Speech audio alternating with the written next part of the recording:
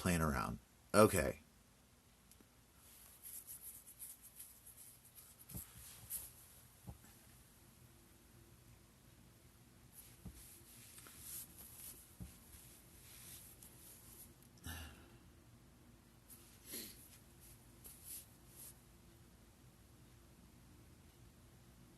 All right.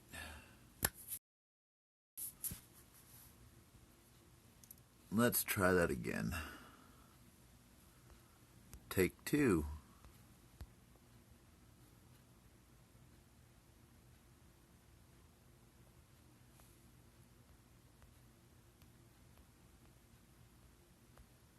All right.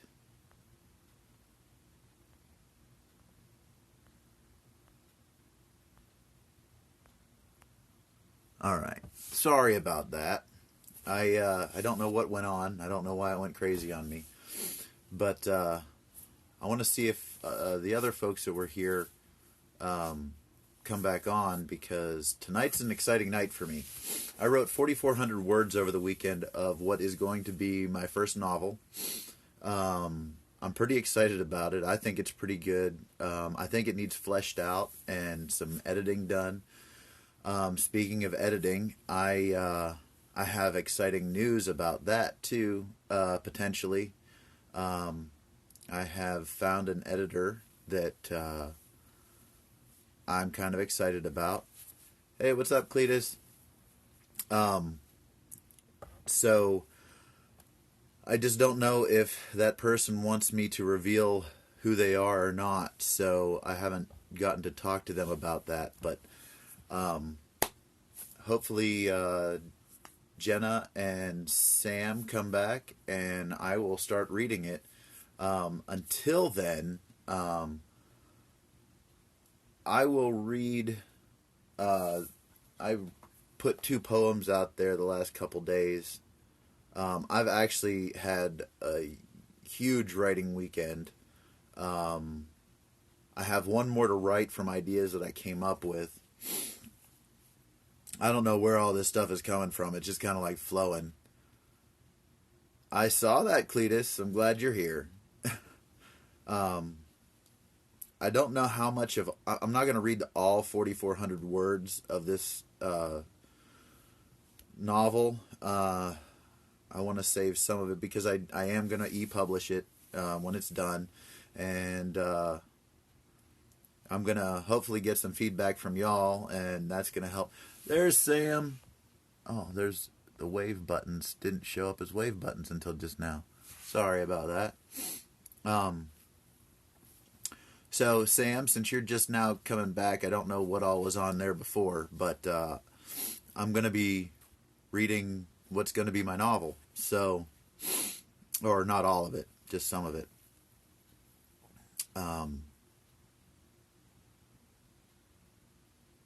Maybe. Now my tablet's acting up. What the hell is going on? Okay, there we go. Jeez, all kinds of electrical issues. Hey, Jenna. All right, now that I have everybody back that was here before my phone skitzed out, maybe I'll just jump right into the novel. And I encourage anybody, if they have any suggestions or anything, drop me a DM or something like that, or let me know. Some of you guys have my phone number, so, just hit me up, let me know. I kind of nervous because, well, I hope you feel better, and I'll just jump right into it then. So here goes. This is it. I haven't read this out loud yet, so I'll probably stumble a little bit here. All my life I've known something was coming. Never knew what it was. I couldn't see what it was even in my dreams. I've heard of people that can see things into the future in their dreams. This was just a feeling deep down, like something pulling at my heart. I've always felt lost and not sure why I seemed so different. It seems I was about to find out.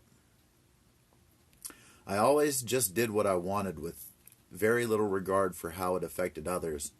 This isn't to say what I did was always bad or affected people in some negative way. I just did what I felt was right instead of what others told me was right.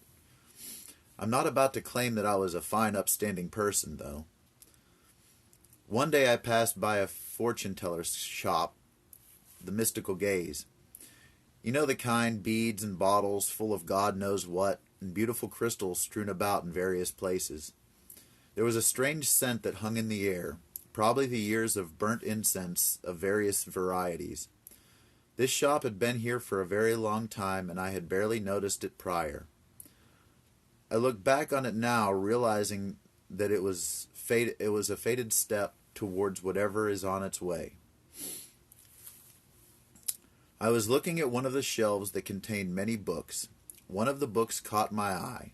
Angelic Intervention, How God Shapes Our World. I began to pull it off the shelf when a very melodic voice rang in my ear.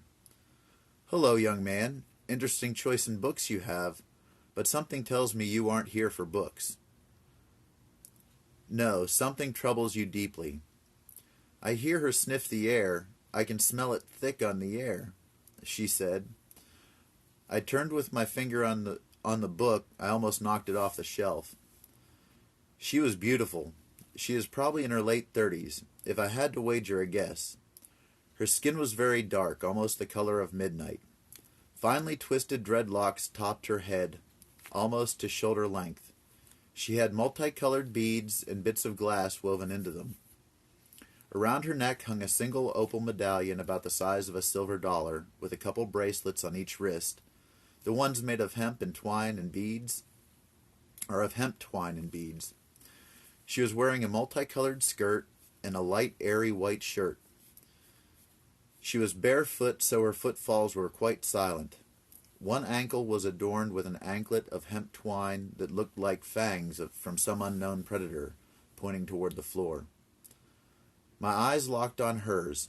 She had the most alluring set of eyes that could only be described as hypnotic. They almost seemed to pull you in. She had a broad nose and a full, rich smile.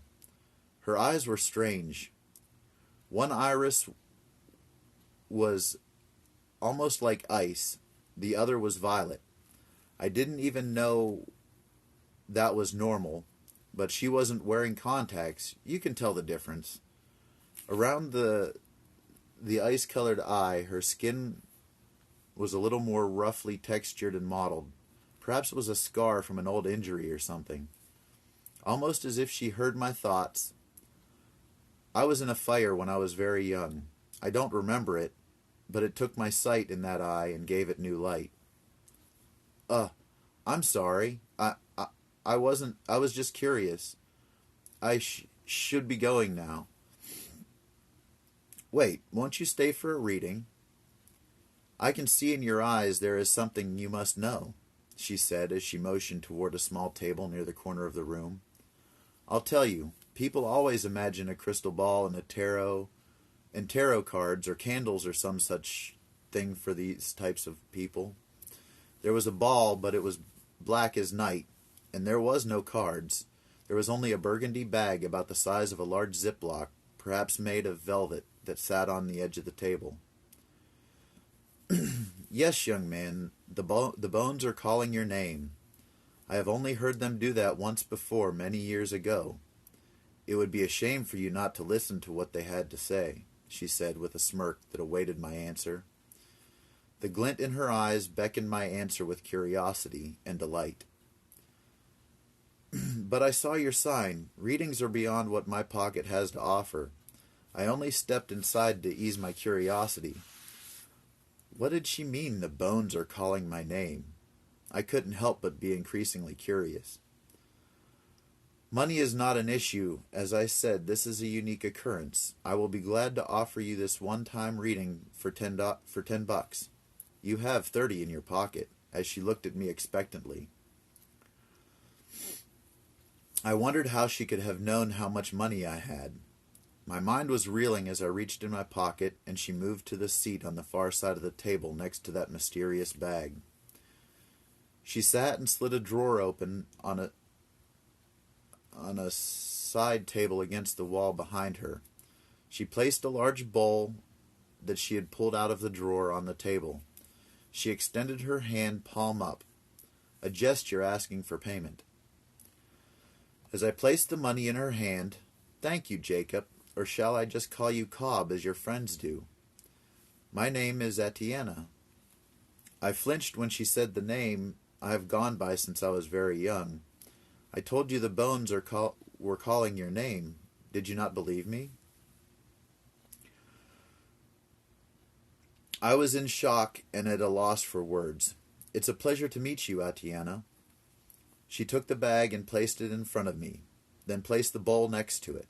It was made of what looked like copper and was wide and shallow. "Reach into the bag, hold the bones above the bowl, and drop them any way you'd like. The bones know what to do. Do this 3 times. As you drop them, say, 'I cast thee.'" I did as asked. She very gently placed the bowl in front of her and removed the bag. From a tray with several large wide-mouthed bottles with various herbs and powders in them, taking a pinch from each and placing them in the smaller bottle that looked like some sort of salt shaker after she put on the lid. She began shaking the contents out onto the bones. She whispered a small chant in a language I had never heard before. Then she said, "Cobb seeks to know why you call his name." There was a puff of very thick smoke and red flames that followed the smoke gently about 2 feet off the table. She peered into the bowl. Her icy eye began to glow noticeably blue. Her face grew blank as her gaze rested somewhere I could not see within the bowl. She mumbled incessantly, words that were not recognizable. She released the bowl and slumped back on the chair. She looked exhausted and frightened. She said, "You must leave now," as she tossed my money back at me. "Now wait a minute. I want to know what you saw. You said the bones called my name. I want to know why." "It is not for me to tell. And yes, the bones called your name because they recognized you. Now please, you must go," she said with urgency in her voice. "I'm not going." My words were interrupted by the front door opening. "Run, quickly, out the back. Don't stop, don't look back, and hide. You'll be very important to this world, but you must leave. I'll hold them off." I looked to see who had come in the door. A dark-haired woman with blue eyes, wearing red yoga pants and a sports shirt, marked by sweat as if she had been at the gym, stood just inside the door. Her hand outstretched toward me with her index and pinky pointing in my direction, she began to speak. Atiena tosses a bottle filled with purple liquid at the woman's feet. As it broke, tendrils of smoke wrapped around the woman and lifted her off the ground. Atiena spoke one word and the bag flew at me and transformed into what resembled a scorpion made out of bone. As it wrapped around my forearm, its tail wrapped around and stabbed into my arm just below the crease of my elbow. Fire seeped into my veins and I heard the word "run" in my head. I did as it commanded. The woman spoke a few words, and despite Atiena's best efforts of maintaining control of her own magic, it dissipated. But not before she could bring the furniture in the room to avalanche onto the woman. Atiena, knowing she was outmatched, ran, having bought Cobb enough time to get away. And that's where I'm going to stop for now, because I am nervous as all hell, number one. Number two, I promised a short story, not 4,400 words of a novel. So, that's just the beginning. There's quite a bit more to go. As regular printer paper goes, it's 9 pages long. Kind of excited. I think it's pretty good. Okay, Sam took off. That's okay. Okay, Jenna left. I don't know who all's left here. Let's see. I'm trying to figure this all out. Okay. Amanda, Evolve, well, Pete, and Alan. Okay. Hi, Pete. You logged on at the wrong time. I was just reading the part of the novel that not the I didn't write the whole novel over the weekend, but I wrote 4,400 words. But I was planning on also reading the two poems that I just posted within the last couple days tonight. So there's that, and I have at least one more up and coming poem that's going to be posted here pretty quick. It was a crazy weekend, so I can go ahead and go into that, and if unless Manda or Alan have any critiques on my writing. I know that there was some spelling errors and some things that I wanted to alter that I didn't get a chance to alter today because I was writing a poem like a demon that I had partially written over the weekend, but it wasn't finished, which I just finished just before this. So let me... Oh, please tell me it's synced with it.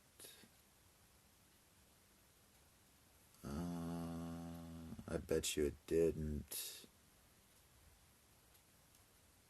Oh, you gotta be kidding me.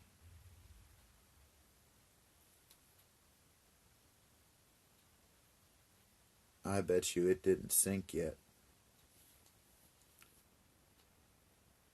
Well, let's hope it will.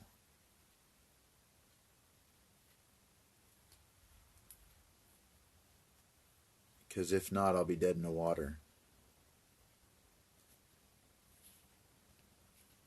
Because everything's on my phone, and if I touch my phone, it's going to mess up my connection, and I won't be able to save this.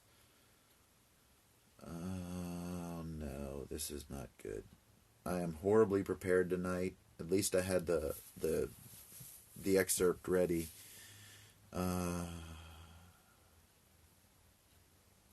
Where is...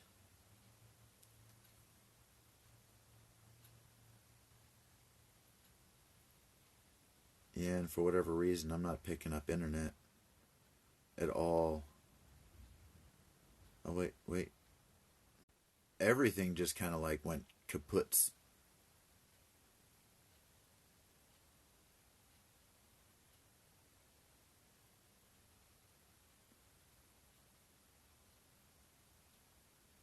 Yeah, there must be something going on with the internet and the connections around here. Maybe it's the weather.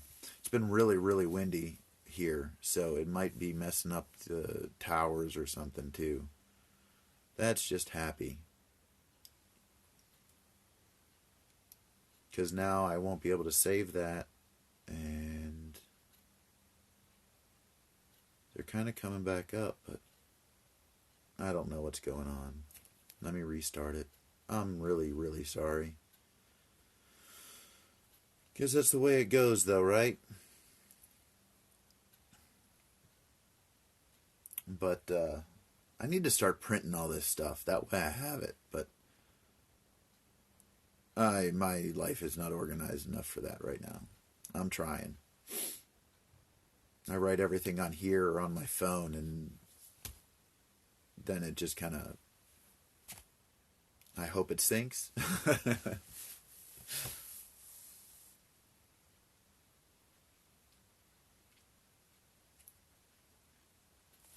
So who's left here?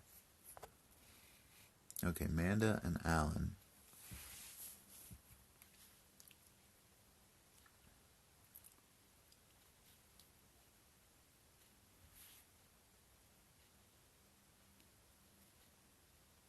Let's see if the Wi-Fi will come back up.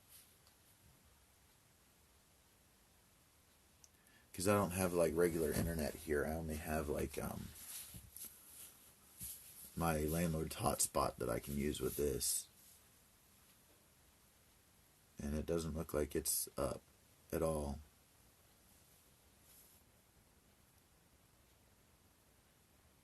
Okay, yeah, we can do that. Like phone call, Amanda? Because I might be cutting it short because I'm not able to sync and get my poetry, and I don't want to hold everybody up when I don't have it ready to go, which is very frustrating.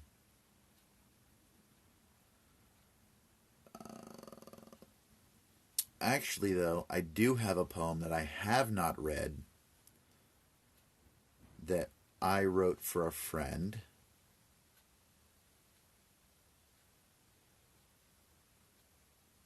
That shall remain nameless, but so skin of finest bronze, a heart of mother's gold, a loving bright smile, curly locks of shaded night. As butterflies dance upon a radiant smile, eyes once dark as the sea now reflect a stormy sky. A powerful presence, gleaming bright, among the masses, acts of compassion. And an honest tongue, all hidden by a veil, a mystery abounds, defending her ways from eyes that pry. Her voice a litany, so sweet and melodic, a beast would kneel at peace and enchanted, at one breathy whisper. Yeah, I've screwed that little part up, huh? Determination so direct, the center it strikes, a flight so true. But let it be clear, if cross her you do, within her resides the lioness, fang and claw, as if defending her cub. Within a hair's breadth you'll breathe in your last. Never forget this maiden, whose only rival Aphrodite herself.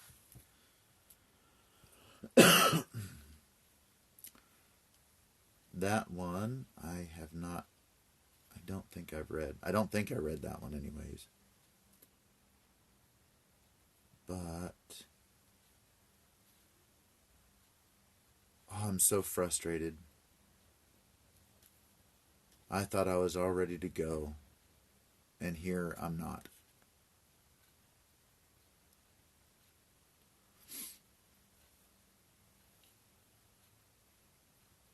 But I'm kind of out of poetry. I'm kind of bummed now. And I don't want to let too much out of the bag of my novel because I don't have it finished anyways. And then obviously there's some obvious spelling mistakes. And some corrections that I want to make. But I guess I'm going to call it for tonight and potentially see everybody back tomorrow for live readings of poetry and stuff like usual. I'm sorry that I was ill prepared today, but I love you guys for showing up, and I'll talk to you guys soon. All right. Have a good night. Bye.